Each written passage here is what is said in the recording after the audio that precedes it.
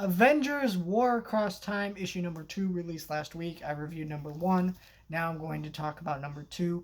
I am reviewing this whole comic series on this channel. I know I don't talk about comics a lot, but I thought this would be fun because Kang is the main villain of this story, and they're a huge part of the he's a huge part of the new Marvel movies, especially with Ant-Man 3 releasing this week, which I will be reviewing on my channel. I did not enjoy this issue as much as the first one. I still think that if you really enjoy like classic Avengers stuff, you totally got to read this. It's nice to see the mailman that the Fantastic Four have in this comic, because if you don't know, here, let me pull it out here. This character is fascinating because when you look at him, look at that face, right? Who's that remind you of? It reminds you of Stan Lee, right? But it wasn't based on Stan Lee because Stan Lee didn't look like that until he got old.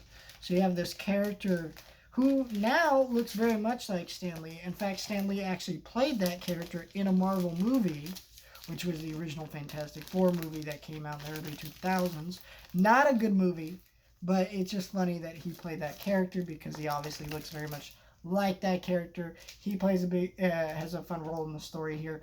This issue is kind of just lame because what it is, it's just the Avengers realize, hey, look, we need Fantastic Four tech to fight Kang because Kang keeps sending all these dangerous threats to us, and so we need to find a way to stop him. So they're trying to get the Fantastic Four's time machine. They're trying to sneak into their building. They do that, and then it ends on a cliffhanger with Thor fighting some dude. Not very complicated, and the story is actually a little bit weak, and it definitely feels like the lame part of weekly comics and not the fun part. Like last week's, or not last week's, the last issue felt like the fun part of weekly comics. This one feels like the weak part of weekly comics, but it's still, you gotta read it to follow the story. So I can't really say don't read this issue, but I feel like if you did skip this issue, you wouldn't be missing a lot, to be honest. But I enjoyed it fine enough.